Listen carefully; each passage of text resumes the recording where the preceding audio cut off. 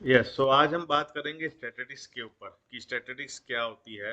क्योंकि हमारा एसपीसी जो भी स्टार्ट होता है वो बेसिकली स्टैटिस्टिक्स पे ही निर्भर करता है। स्टैटिस्टिक्स के ऊपर बात करेंगे तो आप सबको नॉर्मली पता है कि स्टैटिस्टिक्स काफ़ी टफ है।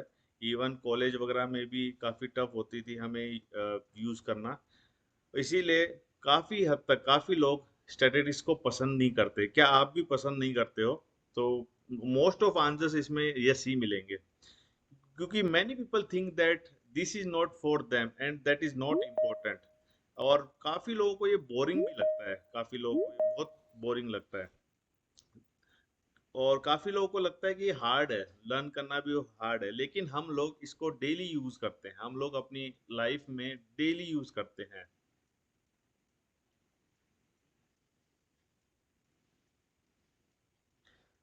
सो मैं और भी लोगों को ज्वाइन कर लेता हूँ एक बार यहाँ पे।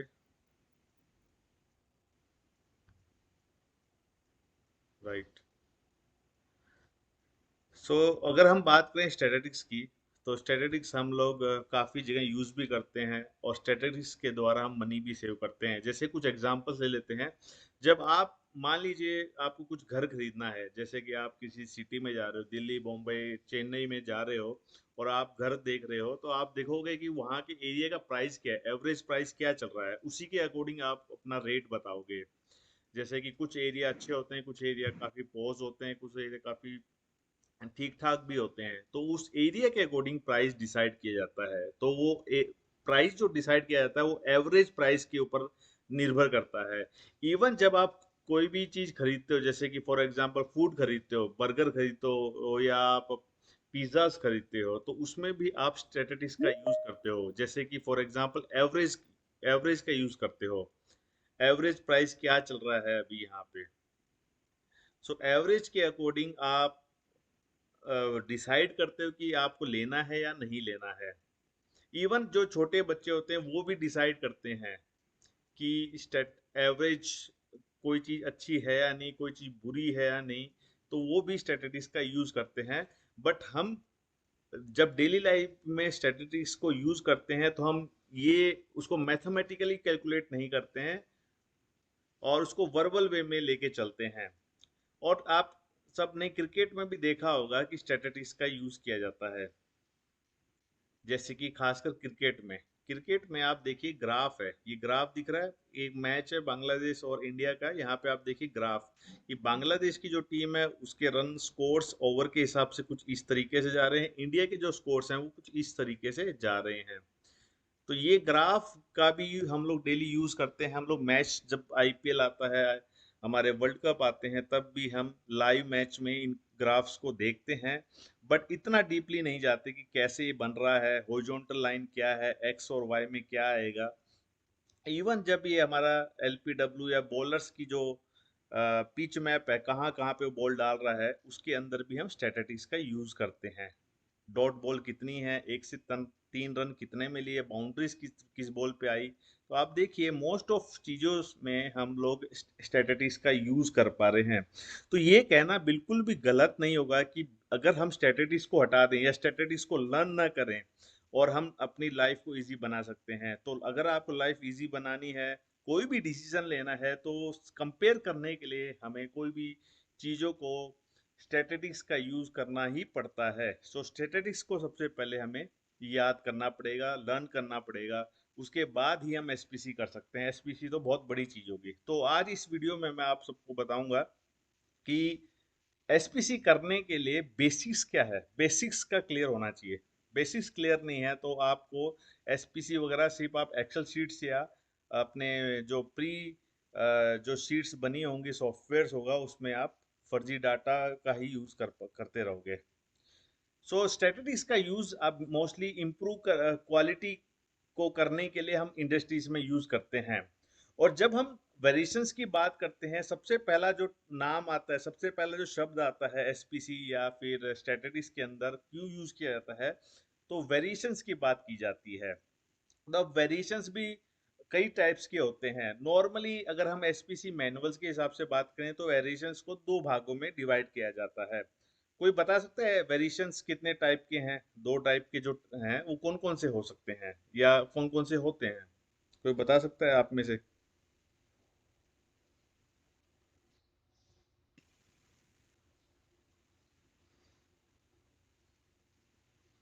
जी, आवाज आ रही है आपको मेरी?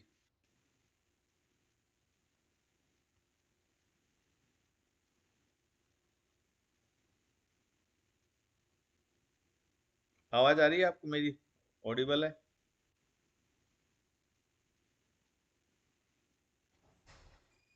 जी, आदित्य पांडे, नेहा चौहान, नेहा मेहरा, ओंकार, Yes, sir. आवाज आती है? Common cause variation and special cause variation. Yes, sir. हाँ, Common. बिल्कुल बिल्कुल सही बताया आपने। तो कॉमन कॉस्ट और स्पेशल कॉस्ट वेरिएशंस का हम देखते हैं एसपीसी में। तो नॉर्मल वेरिएशंस बेसिक, जैसे कि नॉर्मल वेरिएशंस के एग्जांपल क्या है कि जो पिज़्ज़ा है, कोई भी दो पिज़्ज़ा है उसको हम कंपेयर कर रहे हैं और टेस्ट को देख रहे हैं और कह रहे हैं कि ये लगभग सेम है, एक जैसा पिज़्ज़ा है। जैसे कि हम कोई दो शॉप में जाते हैं और पिज़्ज़ा खाते हैं, हम देखते हैं कि पिज़्ज़ा लगभग एक जैसा है। जो जुड़वा लोग होते हैं, हम कहते हैं जुड़वा लोग एकदम एक जैसे हैं। जैसे कि हम मटर है, मटर के अंदर दाने होते हैं, तो मटर, एक मटर में लगभग मान के चलिए 5 से 6 दाने होते हैं। तो हम सोचते हैं सारे दाने सेम है।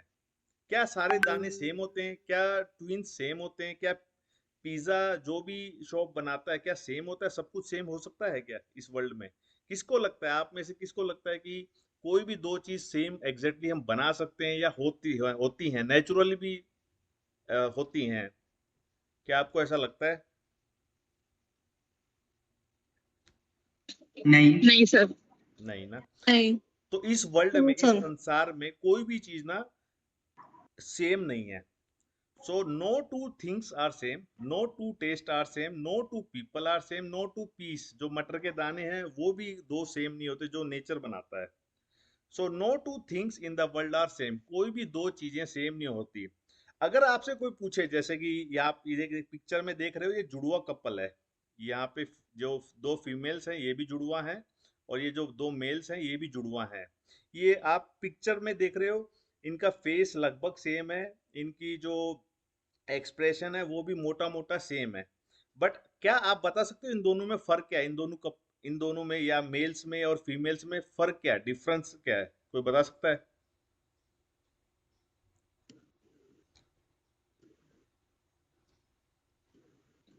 एक हेल्दी है और एक वीक है। ओके, और कोई?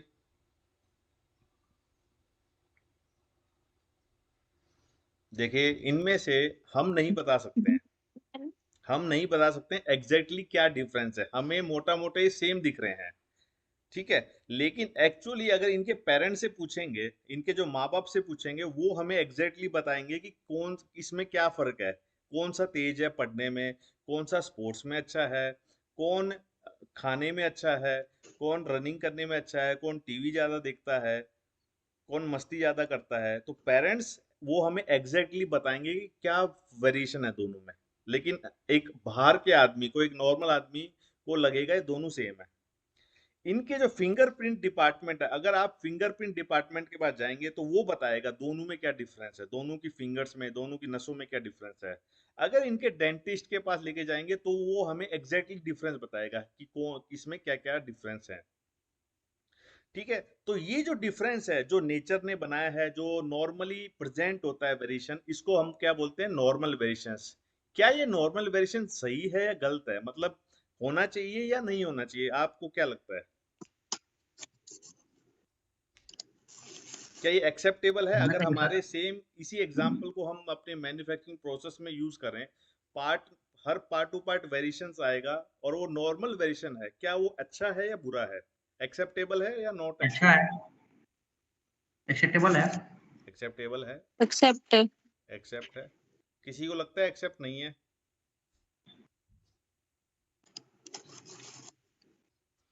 तो बिल्कुल सही जवाब दिया आपने, एक्सेप्ट है। और आप, इट इज इम्पॉसिबल, आपके लिए इम्पॉसिबल है बिल्कुल फिक्स विदाउट वेरिएशन पार्ट्स बनाना। तो नॉर्मल वेरिएशंस, जब हम बात करते हैं वेरिएशंस की, हर दो चीज, क्योंकि हमें पता है कि कोई भी दो चीज इस दुनिया में सेम बनी ही नहीं सकती है, तो कि तो नॉर्मल वेरिएशंस को हमें समझना चाहिए। नॉर्मल वेरिएशंस को एक्सेप्ट करना चाहिए। ऐसा नहीं होना चाहिए कि हमने एसपीसी मैनुअल पढ़ ली, एसपीसी की वीडियोस देख ली, एसपीसी के सॉफ्टवेयर या ट्रेनिंग्स अटेंड कर ली, तो हम हमारे वेरिएशन जो भी पार्ट टू पार्ट जो एक्सेप्टेबल है विद इन स्पेसिफिकेशंस है उनको भी हम नोट ओके बोलते जाएं। तो वेरिएशन रहेगा पार्ट में, नेचर ने ही वेरिएशंस को बनाया है। जैसे कि अगर मैं आपसे ही पूछूं, आपकी आप कोई बताएगा आपकी ऑफिस का टाइम क्या होता है, जनरल शिफ्ट का टाइम क्या होता है, एग्जाम्पल। 9 to 5:30। 9 हाँ, to 6। 9 बजे लगभग एंट्री करते हैं और एक एवरेज कंपनी का 9 बजे टाइमिंग रहता है। क्या हर एम्प्लॉय 8:55 या 8:59 को आता है डेली? नहीं। नहीं। नहीं आता है। कभी वो 8:50 को आएंगे, कभी वो 8:30 भी आ जाएंगे, कभी वो बिल एग्जैक्टली 9 बजे भी आएंगे, कभी 8:45 पे भी आएंगे। मतलब वो विद इन वेरिएशंस रहेंगे, लेकिन वो एक्सेप्टेबल वेरिएशंस कहा जाता है।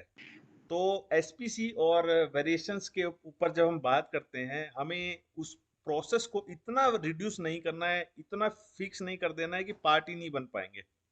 तो सबसे पहले हमें समझना चाहिए कि वेरिएशंस जो है वो नॉर्मल वेरिएशन अच्छा होता है, वेरिएशन बुरा नहीं होता। जब भी हम बात करते हैं वेरिएशन है यहाँ पे, तो वो अच्छा भी होता है। ठीक है। So when things are different there is some difference and this difference is called variations. जो जो भी डिफरेंस होता है किसी भी दो पार्ट्स में, किसी भी दो इंसान में, उसको हम वेरिएशंस को कहते हैं। अगर ये लार्ज होता है तो इसको लार्ज वेरिएशन कहा जाता है, अगर ये स्मॉल होता है तो इसको स्मॉल वेरिएशन कहा जाता है। In manufacturing we want to make parts perfect, we try our best to do, but we never do. Why? तो हम अपने ट्राई करते हैं कि हर पार्ट टू पार्ट एक जैसा बने, जिसमें वेरिएशंस ना हो। बट क्या ये बन पाता है? नहीं बन पाता। अगर कोई आपका मैनेजर या आपकी कंपनी में या आपका कस्टमर बोले मुझे 10 mm के 10 पार्ट बना बना के दीजिए, क्या आप बना सकते हो? ऑब्वियस आंसर है, नहीं हो नहीं बना सकते, सकता। राइट? बिकॉज क्यों नहीं बना सके? Because there is variation in all the things we do. हम कोई भी काम करते हैं उसमें वेरिएशंस प्रेजेंट है। Some variation is small and some is big. We need something to help us keep the difference small. We need a find way to find how much variation is in our part. So for this, SPC is used in most of manufacturing. We will say it as a SPC. तो हमारे parts में variations present होता है, और variations को small करने के लिए, अगर वेरिएशन ज्यादा है, उस वेरिएशन ज्यादा को कम करना है, तो हमें एसपीसी का यूज करना होता है। एसपीसी का फुल फॉर्म आपको पता होगा, स्टैटिस्टिकल प्रोसेस कंट्रोल। तो स्टैटिस्टिक्स जो है प्रोसेस वो कंट्रोल। बेसिकली मैथमेटिक्स की लैंग्वेज है जो कैलकुलेट करती है। अब जब हमने यहाँ पे बात की कि ये जो दो कपल्स थे, ये कपल में थोड़ा डिफरेंस है। जैसे कि मान लीजिए ये बंदा है, ये शरारती है, और ये बंदा है वो शांत स्वभाव का है।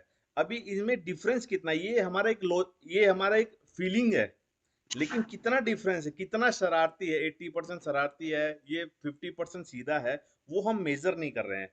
तो इंडस्ट्री में उसी चीज को मेजर करने के लिए एसपीसी का यूज किया जाता है। आई होप यहां तक आपको क्लियर हुआ होगा। Yes sir. कोई भी डाउट है तो आप पूछ सकते हो यहां तक।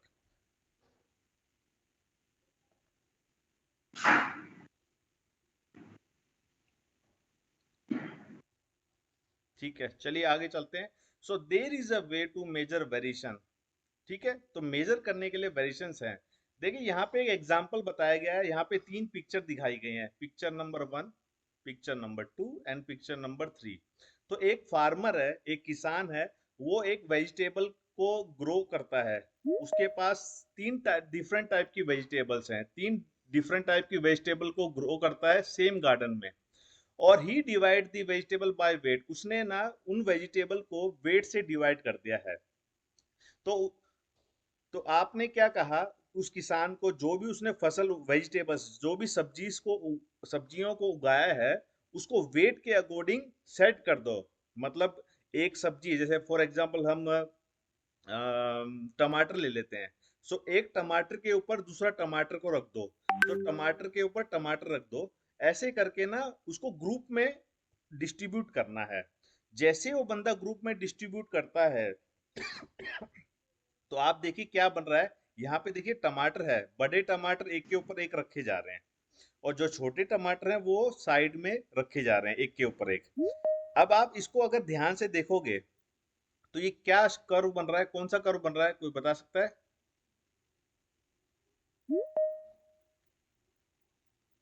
ये कौन सा कर्व बन रहा है? ये तो जी, ये कौन सा कर्व है? ये है बेल शेप कर्व। सुना है आपने? नॉर्मल कर्व ये हाँ सर, हाँ सर, सुना है? हाँ जी सर।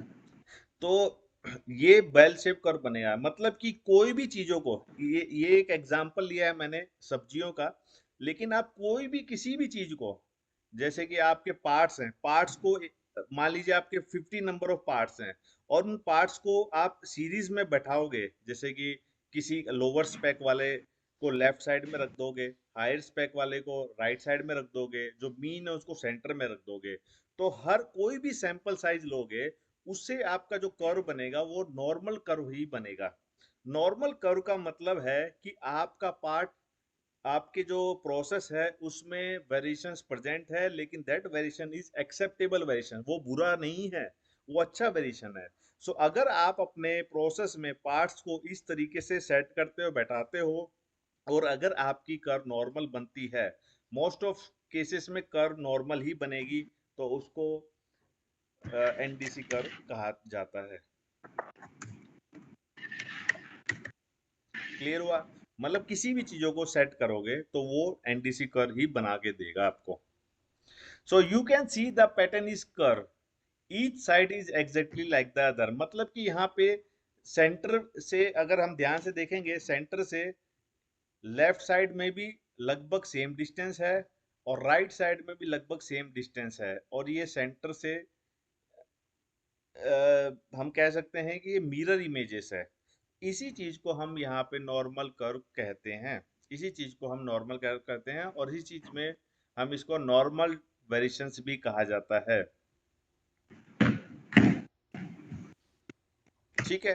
अब बात आती है कि क्या खराब होता है। तो normal variations means it is acceptable for our process to run on normal variations, but what is wrong? खराब क्या है? खराब इज एबनॉर्मल वेरिएशंस। अब आप में से कोई बता सकता है कि जो हमने पढ़ा है अभी तक, ये वेरिएशन अच्छा है, normal variation is acceptable for our process, इसमें अबनॉर्मल क्या हो सकता है, खराब क्या हो सकता है? ये अच्छा है, बुरा क्या होगा?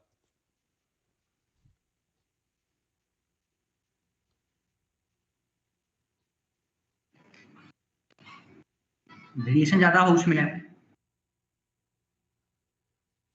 तो वो ग्राफ कैसा दिखेगा? ऐसा ही दिखेगा? स्पेसिफिकेशन के अंडर नहीं है। क्या ऐसा ही दिखेगा ग्राफ, या अलग दिखेगा? अलग दिखेगा सर। अलग दिखेगा? हाँ जी जी, सर। बिल्कुल अलग दिखेगा। तो हमें क्या करना है, देखिए यहाँ पे अगर एक और एग्जांपल लें, जैसे कि सेम वही एग्जांपल की बात करें कि एक फार्मर था जिसने एक ही गार्डन में 3 डिफरेंट टाइप की वेजिटेबल्स को ग्रो किया था, और जब उनका वेट किया तो उनका वेट से एनडीसी कर्व बन रहा था, मतलब कि एक सब्जी टमाटर की जो सब्जी उगाई थी उससे भी एनडीसी कर्व बन रहा था, बैंगन को उगाया उससे भी एनडीसी कर्व बन रहा था, और फूल गोभी को उगाया उससे भी एनडीसी कर्व बन रहा था। अब ये हो गया हमारा नॉर्मल वेरिएशंस। अब नॉर्मल वेरिएशंस क्या हो सकता है? एग्जांपल, इसी एग्जांपल में ले तो,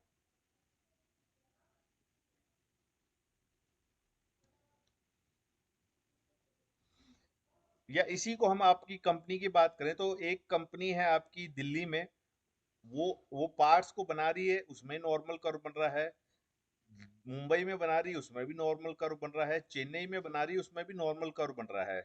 तो ये हमने हमने जो बात की अब तक वो नॉर्मल वेरिएशंस की बात की, which is acceptable for our organisation. अब खराब क्या हो सकता है? इसमें खराब क्या हो जब सकता है? स्पेसिफिकेशन को मीट ना करे तब। मीट ना करे, ठीक तब है। यस। हम्म, और कोई?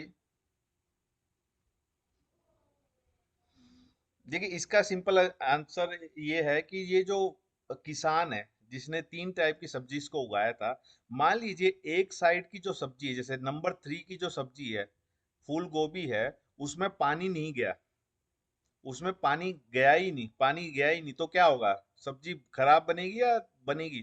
खराब बनेगी। सब्जी उगेगी नहीं प्रॉपरली, कुछ छोटी बनेगी, कुछ में कीड़ा लग जाएगा या कुछ उगेगी ही नहीं। तो क्या नॉर्मल डिस्ट्रीब्यूटिव कर्व बनेगा? वेट बैलेंस होगा वहां पे? नहीं सर। नहीं होगा। तो ये क्या है? Abnormal variations, that is known as abnormal variation. Company में एग्जांपल लें तो दिल्ली और मुंबई में आपके पार्ट अच्छे बन रहे हैं, लेकिन चेन्नई में हो सकता है कि आपके न्यू पर्सन आए, हो सकता है कि वहां पे आपने मशीन्स दूसरी ली, as compare to Delhi Mumbai में आपने जर्मन मेड मशीन ली, और चेन्नई में आपने मान लीजिए कोई कोरियन मेड मशीन ले ली, तो उससे आपका पार्ट सही नहीं बन रहे हैं, रिजेक्शन ज्यादा आ रहा है, तो आपके क्या होगा? एबनॉर्मल वेरिएशंस होगा।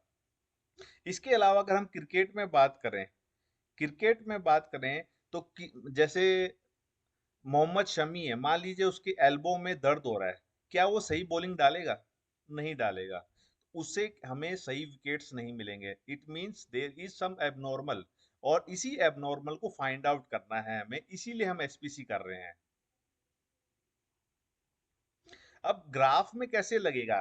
देखिए यहाँ पे 3 पिक्चर हैं, अभी हमने नॉर्मल वेरिएशंस के पिक्चर देखे, अब हम एबनॉर्मल के देख रहे हैं। कुछ डिफरेंस दिख रहा है आपको 1 2 3 में? यहाँ पे हमारे नॉर्मल कर्व थी, और यहाँ है हमारी एबनॉर्मल कर्व, मतलब एबनॉर्मल वेरिएशन, मतलब कुछ खराब हुआ है। ये कर्व कैसी दिख रही है आप देखिए, पूरी ढंग से नहीं बन रही है ना। तो अगर आपके प्रोसेस में ऐसा कुछ होता है, इसका मतलब क्या है? आपको एबनॉर्मल वेरिएशन है। इसका मतलब क्या है? आपको एसपीसी करना जरूरी है। क्लियर हुआ? कोई क्वेश्चन किसी का यहाँ पे? नहीं सर। क्लियर हुआ? तो ये देखिए, ये समझना बहुत ही जरूरी है कि हमें एसपीसी क्यों करना है। तो एसपीसी करना इसीलिए जरूरी है because we need to find how much abnormal variation is. और क्या एक पार्ट में आप कोशिश। सब कुछ चेक कर सकते हो क्या? मान लीजिए आपके पास एक पार्ट है, उसके अंदर 10 डायमेंशंस, क्या 10 डायमेंशन चेक कर सकते हो आप सारी की सारी? एक दिन में 10,000 पार्ट बनाते हो, क्या सब कुछ चेक कर सकते हो आप? नहीं। नहीं कर सकते। देखिए इसलिए हमने एक एग्जांपल लिया है जिसमें हम सैंपलिंग समझाने का ट्राई कर रहा हूं मैं आपको। मान लीजिए एक प्रोसेस है जहां पे पेन के कैप बनते हैं, पेन की जो कैप होती है वो बनती है, और हर घंटे में लगभग 6000 क्वांटिटीज बनती हैं, 6000 क्वांटिटीज बनती हैं। और इसके अंदर हमें चेक करना है लेंथ, उसकी लेंथ कितनी है, आईडी कितना है, इनर डायमेंशन कितना है, थिकनेस चेक करनी है, फ्लैश विजुअल में चेक करना है, और नो फिल भी विजुअल में चेक करना है। मतलब कि हमें पेन कैप जो बन रही है उसके अंदर 1 2 3 4 5 डायमेंशंस को चेक करना है, और 6000 पार्ट्स चेक करने। क्या पॉसिबल 6000 के 6000 पार्ट्स चेक कर पाएंगे आप ये सारी डायमेंशंस के साथ? नहीं।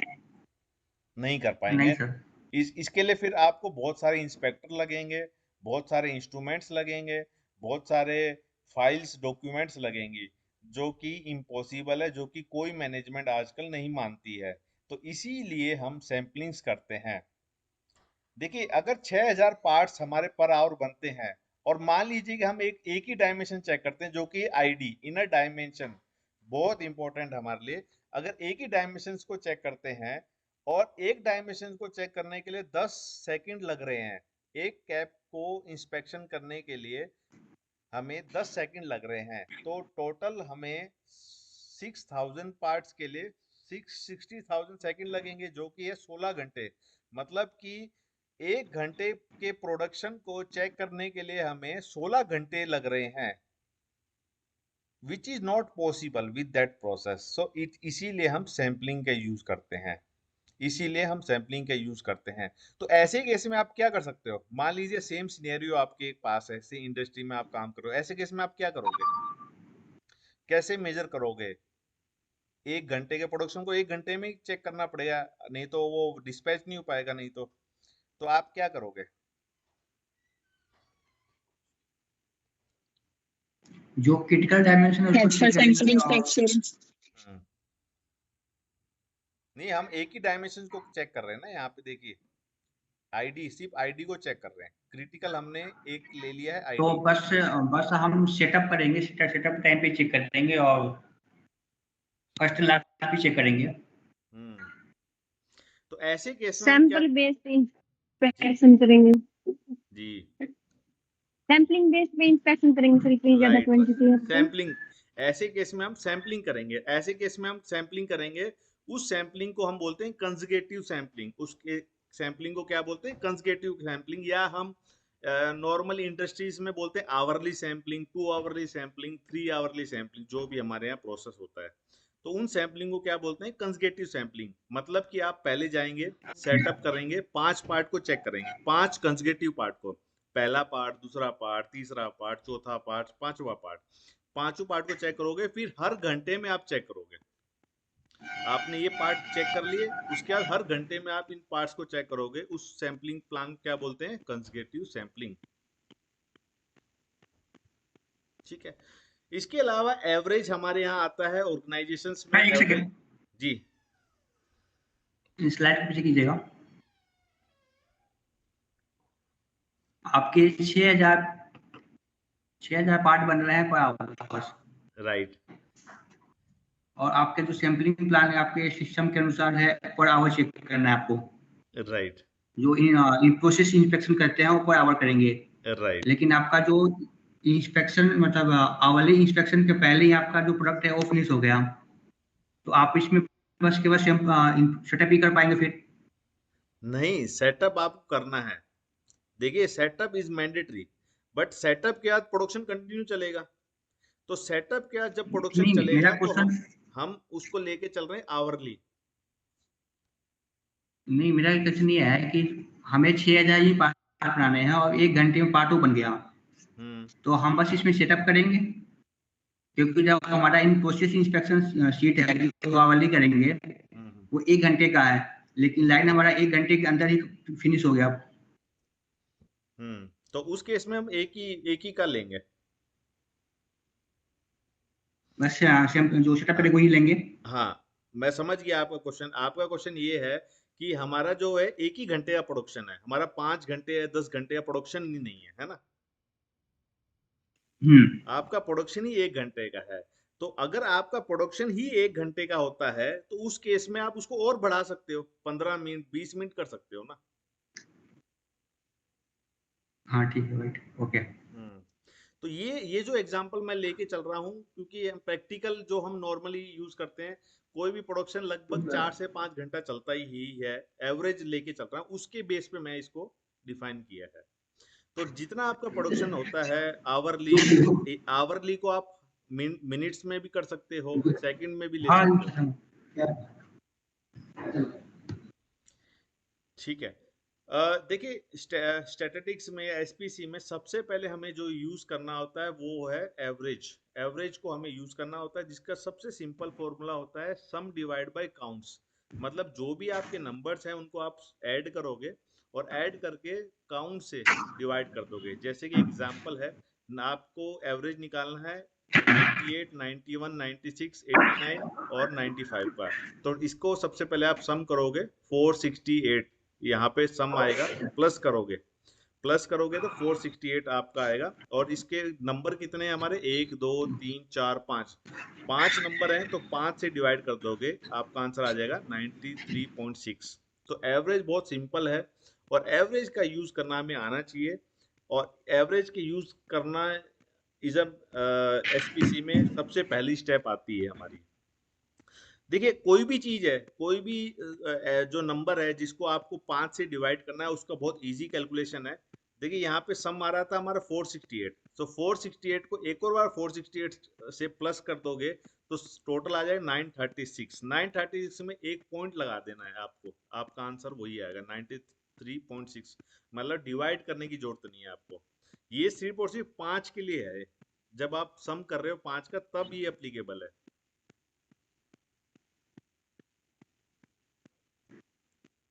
ठीक है। और ठीक है, एवरेज का ओके। आपको पता होगा, एवरेज मतलब क्या है, पूरी जो आपके पार्ट्स हैं उन पार्ट्स का जो मीन है या एवरेज, मतलब सेंटर में कहाँ पे आ रहा है, जो सेंटर कहाँ पे आ रहा है सभी पार्ट्स का मिला के, वो आपका एवरेज बताता है। जैसे उदाहरण के लिए मान लीजिए हम पूछ सकते हैं कि क्लास 5th में का एवरेज स्कोर क्या है, तो किसी बच्चे के 95 मार्क्स आए, किसी के 46 भी आए, किसी के 70 भी आए हैं, तो एवरेज मान लीजिए 65 आ रहा है, तो हम बताएंगे इस क्लास का एवरेज है 65। अब इसको यूज कैसे करेंगे, इसको यूज हम कंपेयर करने के लिए करेंगे कि क्लास 5th का क्लास 6 के कंपेयर करना क्या है। तो क्लास 5th का जो एवरेज है वो है 65, क्लास 6 का एवरेज है 75, तो हम ये कह सकते हैं कि क्लास 6 बेटर परफॉर्म कर रही है, उसमें अच्छे बच्चे हैं या उसमें अच्छे टीचर्स हैं जो उनको अच्छा स्टडी करवा रहे हैं। ठीक है। ऐसे तो एनडीसी कर के ऊपर भी हम बात करेंगे यहाँ पे। एनडीसी कर जब हमने देखी थी यहाँ पे, उसमें जो सेंटर है ये आपका सेंटर रहता है। सेंटर में आपका प्लस माइनस, मैं आपसे सिंपल क्वेश्चन अगर पूछूं तो ये जो डायग्राम है आपका, इसमें कितना सिग्मा है, यहाँ पे कितने सिग्मा है इस डायग्राम में? 6 sigma. 6 sigma. 6 सिग्मा। सिग्मा। और कोई Yes, बता। sir. 6 सिग्मा कैसे कह रहे हो आप? 6 सिग्मा है,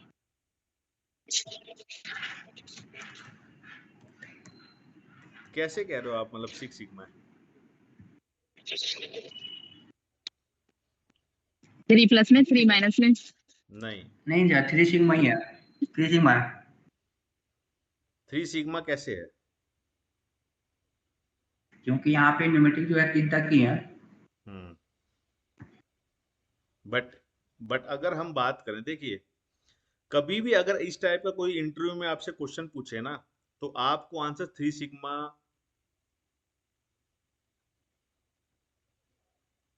3 सिग्मा देना है आपको, 6 सिग्मा नहीं देना है। ठीक है, आंसर क्या है इसका?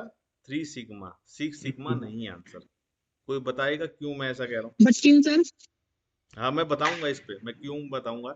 और कोई बता सकता है?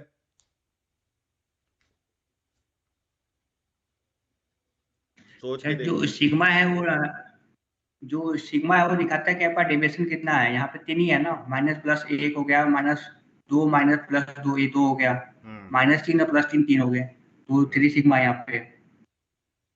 तो अब आपका मानना है 3 सिग्मा है ये? हाँ जी। देखिए क्यों का आंसर सबसे सिंपल है, ये आपका पार्ट है मीन। ठीक है, मान लीजिए आपको पार्ट बनाना था 10 प्लस माइनस 0.1।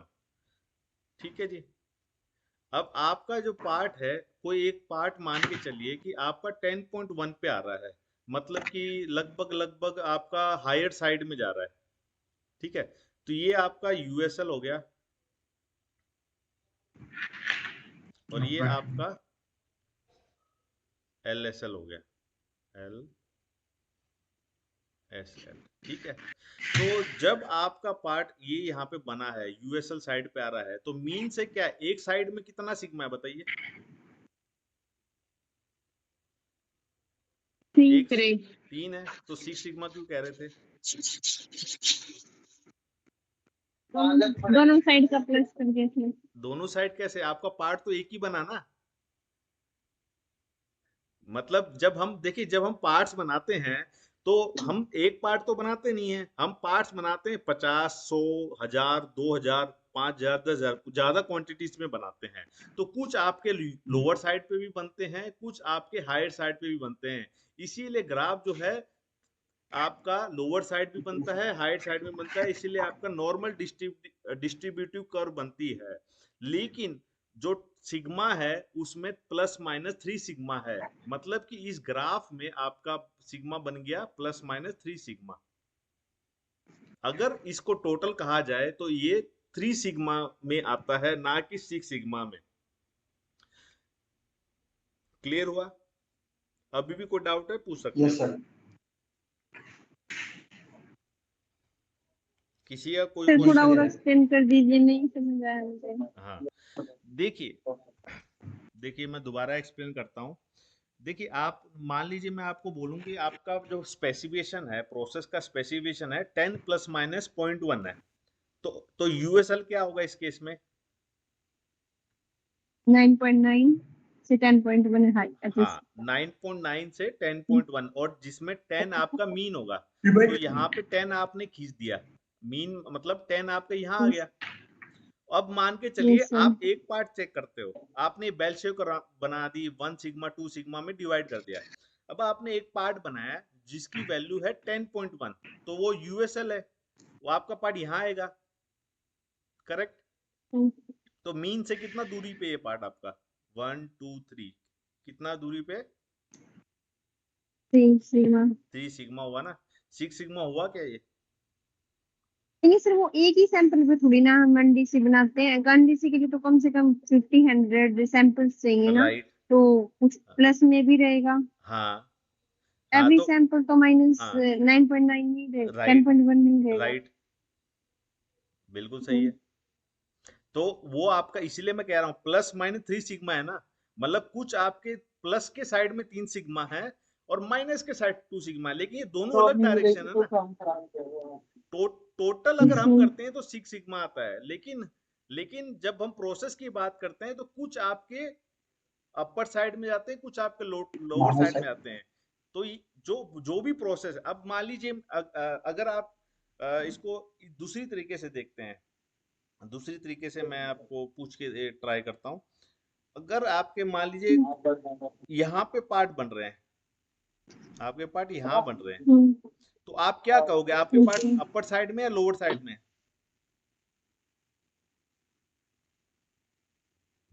लोअर साइड में। लोअर साइड में ना। अब आपके कुछ पार्ट लोअर साइड में बन रहे हैं, कुछ पार्ट आपके हायर में भी बन रहे होंगे, यहाँ पे भी है ना, यस सर। यहाँ पे। तो यहाँ लोअर में भी बन रहे हैं या हायर में भी बन रहे हैं? तो यहाँ पे कितना सिग्मा आ रहा है आपके, मैक्सिमम कितना सिग्मा में जा रहे हैं? 4 सिग्मा, 2 सिग्मा। मतलब कि प्लस में आपके 2 सिग्मा आ रहे हैं और माइनस में 2 सिग्मा आ रहे हैं, तो प्लस माइनस क्या हो गया? 2 सिग्मा, 2 सिग्मा है ना। मतलब आप क्या कर रहे हो, आप प्लस और माइनस को प्लस कर दे रहे हो। जबकि हम स्टैटिस्टिक्स में जो पढ़ते हैं, स्टैटिस्टिक्स में जो इसका मीनिंग है वो ये है कि एक साइड में कितना है और दूसरी साइड में कितना है, तो वो प्लस माइनस हुआ ना, उसको आप प्लस कर रहे हो, एक्चुअल में तो माइनस है ये। समझ में आया? हाँ जी सर। तो सिक्स सिग्मा का कैसे बनेगा? अगर मान लीजिए हम बनाते हैं 6 सिग्मा का, वो कैसे बनेगा? ये इसमें +3 की जगह +4 +5 +6 से जाएगा, रेस। तो यहाँ आपके यहाँ -6 पे जाएगा। 6 सिग्मा बनेंगे, अगर 1 2 3 4 5 6 सिग्मा 5 बनेंगे, 6 मतलब टोटल आपके ना प्लस में 6 माइनस में 6 बनेंगे। -6। क्लियर हुआ? इसीलिए प्लस माइनस है। इसलिए जब भी हम देखिए, जब भी आप इंटरव्यूअर आपसे बात करेगा ना, वो आपको 6 सिग्मा में बात करेगा, मतलब 6 सिग्मा है या नहीं है, वो ऐसे क्वेश्चन पूछ सकता है कोई भी आपसे, लेकिन क्या उसने प्लस माइनस यूज किया है नहीं किया, वो आपको पूछना है उससे। मतलब जैसा मैंने आपसे क्वेश्चन पूछा, सेम क्वेश्चन आपको उनसे पूछना है कि आप प्लस माइनस क्या है। देखिए टोटल 6 सिग्मा है इसमें, लेकिन प्लस माइनस 3 सिग्मा हम यूज करते हैं इसके अंदर। क्लियर हुआ या नहीं हुआ?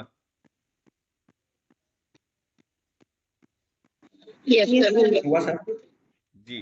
तो कभी भी आपसे इंटरव्यू में ऐसा क्वेश्चन पूछा जाए, आपको क्लियरली 3 सिग्मा ही बोलना है, क्योंकि आपका सेंटर से कुछ पार्ट, सेंटर से दूरी, आप एक देखिए एवरेज लेके चल रहे हो, कुछ पार्ट की एवरेज इस साइड भी आएगी, कुछ पार्ट की एवरेज इस साइड भी आएगी, तो टोटल आपका सेंटर से प्लस में 3 सिग्मा माइनस में 3 सिग्मा है ये, तो प्लस माइनस 3 सिग्मा होता है ये 6 सिग्मा नहीं है। 6 मतलब टोटल कर रहे हो आप उसको,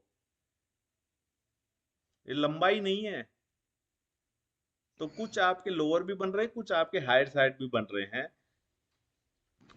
इसीलिए इसको 3 सिग्मा बोला जाता है। अब अगर हम बात करें 1 सिग्मा की, देखिए यहाँ पे देखिए लोअर सिग्मा है, ये देखिए यहाँ पे ये प्लस में 1 सिग्मा में कितने परसेंट पार्ट्स आ रहे हैं आपके? 34.15%। 34.15 और माइनस में कितने आ रहे हैं? 34.15। तो ये कितना परसेंट हो गया आपका? ये हो गया 68.3। Plus minus 24.3। ये कितना सिग्मा हो गया? अगर कोई पूछता है आपसे तो प्लस माइनस कितना सिग्मा हो गया? 1 सिग्मा। 1 सिग्मा हो गया ये, ठीक है, प्लस माइनस 1 सिग्मा। मतलब कि 1 सिग्मा में टोटल अगर हम बात करें परसेंटेज में कितना होगा आपका? 68.3%। हाँ, प्लस माइनस 1 सिग्मा के अंदर आपके 68.3% पार्ट ओके बनते हैं।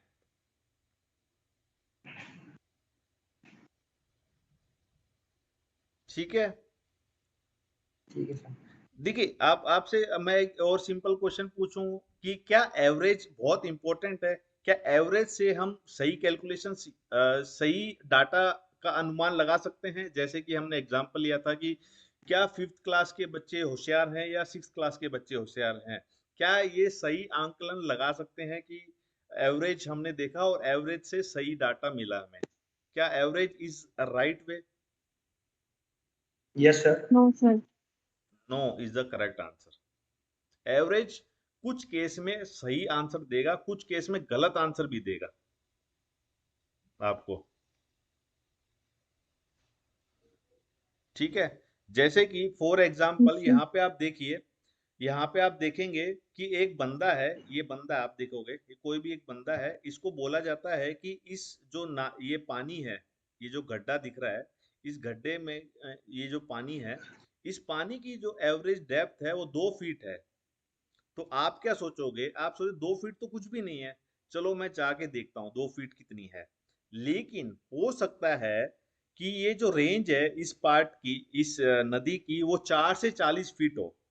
रेंज इसकी ऊपर नीचे हो सकती है, लेकिन एवरेज जो डेप्थ है वो आपकी 2 फीट आ रही है।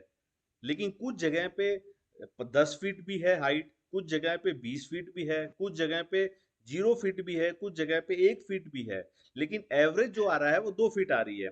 क्या आप एवरेज के डाटा से इस नदी में जाना पसंद करोगे?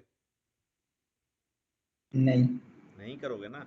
इसीलिए एवरेज आपको कभी भी करेक्ट आंसर नहीं देता है।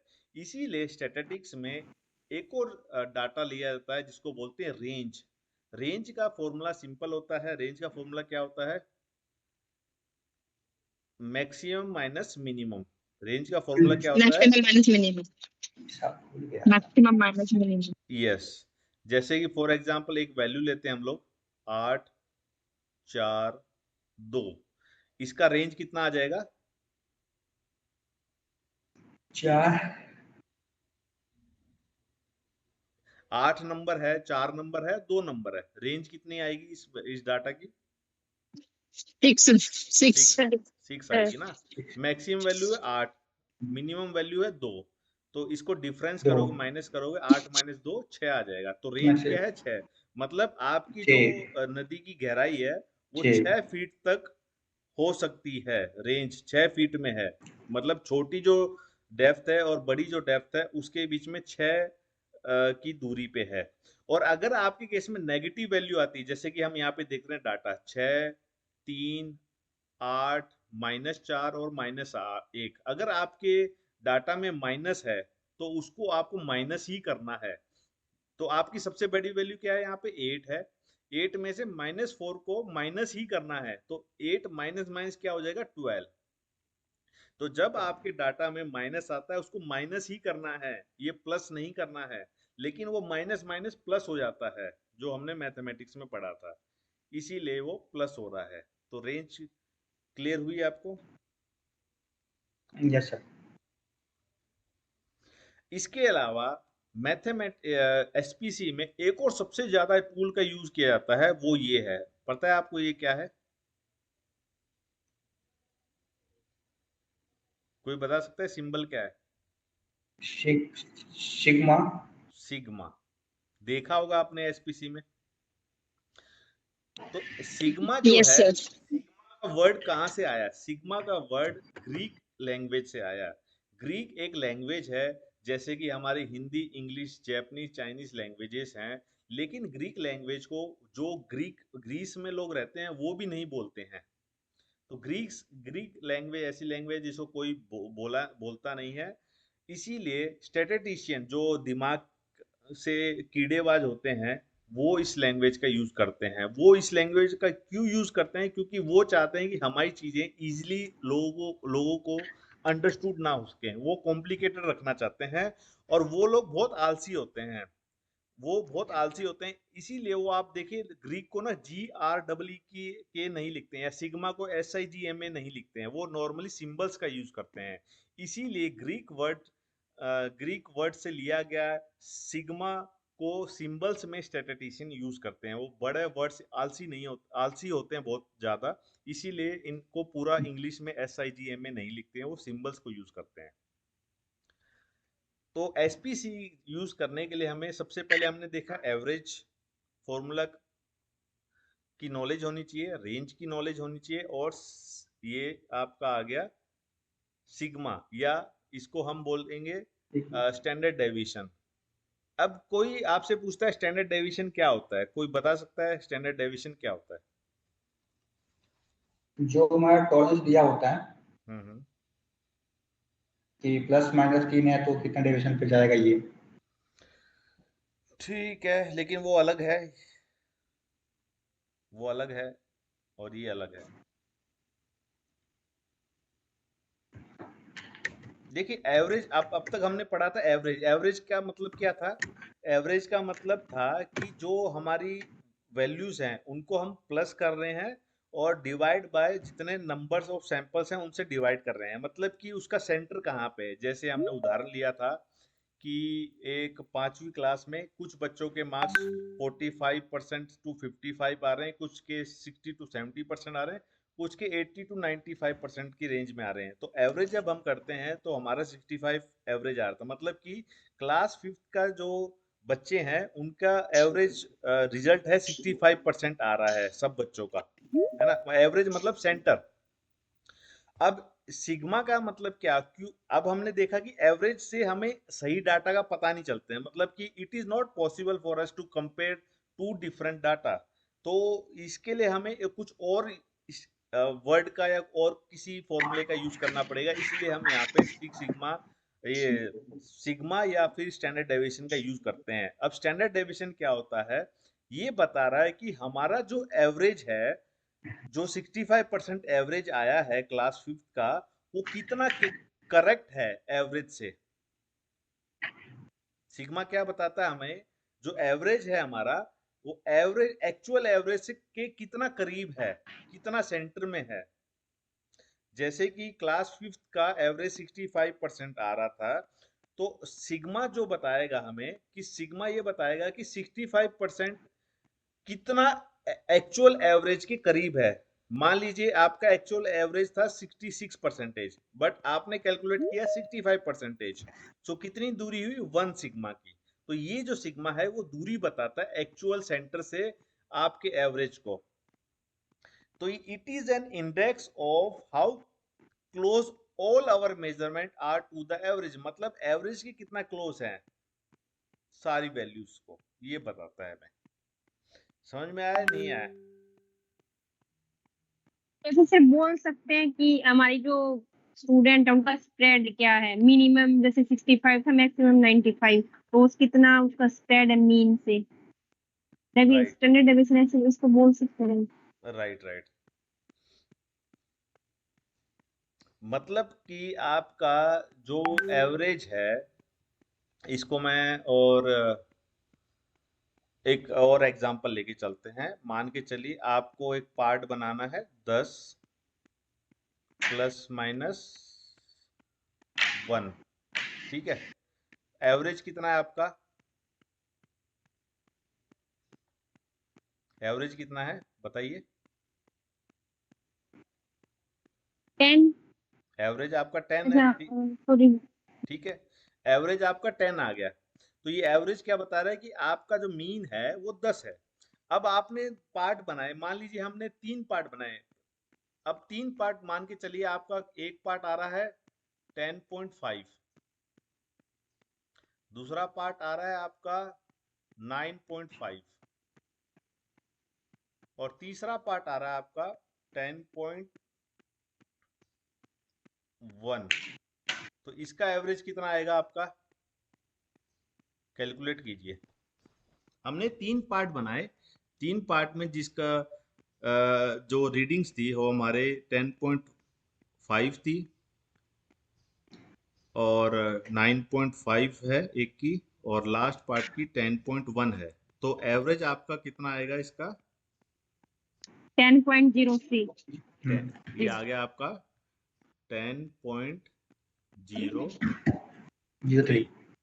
मतलब आप एवरेज क्या था आपका 10, ठीक है, और आप कितने दूरी पे हो एक्चुअल 10 से, 0.03 है ना, 0.03 आप दूरी पे हो। तो ये आपका क्या बता रहा है कि आपका जो एवरेज है वो 0.03 की दूरी पे है, प्लस में आप 0.03 की दूरी पे हो। तो ये आपका बताता है, यही होता है स्टैंडर्ड डेविएशन, मतलब एवरेज कितना दूरी पे जा रही है आपकी, जो सेंटर है वो कितना दूरी पे है। अब इसी एग्जांपल में मान लीजिए आपके 3 पार्ट बनाए, एग्जांपल ले रहे हैं, ये एक्चुअल केस होता नहीं है। 3 पार्ट हमने, ये एग्जांपल हमने लिया एक। अब एक दूसरा एग्जांपल लेते हैं। मान लीजिए आपने बहुत हाईटेक मशीन्स लगाई जिसमें आपके 3 पार्ट बने 10 mm का, एक बना आपका, दूसरा बना 10 mm का, और तीसरा पार्ट भी बना 10 mm का। यहाँ पे एवरेज क्या आएगी आपकी, एवरेज क्या आएगी, 10 आएगी। क्लियर हो रहा है ये जी? 10 10 10 एवरेज क्या आएगी, 10 आएगी ना, या ज्यादा आएगी? आ रही है आवाज आपको मेरी? हेलो? Yes sir, simple 10। हाँ जी सर, आ रही है हाँ, देखिए एवरेज क्या आएगा इस केस में 10 10 10 का, 10 ओनली सर। 10 आएगा ना। तो आपका स्टैंडर्ड डेविएशन कितना आएगा इस केस में, स्टैंडर्ड डेविएशन क्या आएगा, 0 आएगा ना। 10 माइनस 10 कर दोगे आप, 10 में से 10 माइनस कर दो, कितना आएगा, 0। मतलब आपके प्रोसेस में वेरिएशन है या नहीं, बताइए। यहाँ पे आपके पार्ट्स में, प्रोसेस में वेरिएशन 0 है, नहीं है। यहाँ पे आपके प्रोसेस वेरिएशन नहीं है। 0.03 है। क्लियर हुआ? मतलब कि अगर Yes, sir. स्टैंडर्ड डेविएशन ज्यादा है, इसका मतलब आपके जो पार्ट्स हैं एवरेज से दूर जा रहे हैं। अगर स्टैंडर्ड डेविएशन 0 के पास है, इसका मतलब आपके पार्ट्स एवरेज के, एक्चुअल एवरेज के पास ही हैं। तो स्टैंडर्ड डेविएशन कितना ज्यादा होना चाहिए, कम होना चाहिए? कम होना चाहिए। कम होना चाहिए। क्लियर हुआ स्टैंडर्ड डेविएशन क्या होता है, क्या यूज किया जाता है? इसको अगर आपको लिखना है, इसकी डेफिनेशन लिखनी है, तो ये लिख सकते हो आप, it is a number that tell us how accurate the average is. मतलब एवरेज कितनी एक्यूरेट है पार्ट्स की, जो बनाए हुए पार्ट। आपको एवरेज चाहिए थी 10 mm, लेकिन 10 mm बनते नहीं है, तो आपने 3 पार्ट बनाए जिसकी 10.03 है, मतलब आप 0.03 दूरी पे हो। It is an index of how close all our measurement are to the average. So clear हुआ ये? कोई क्वेश्चन है, पूछ लीजिए।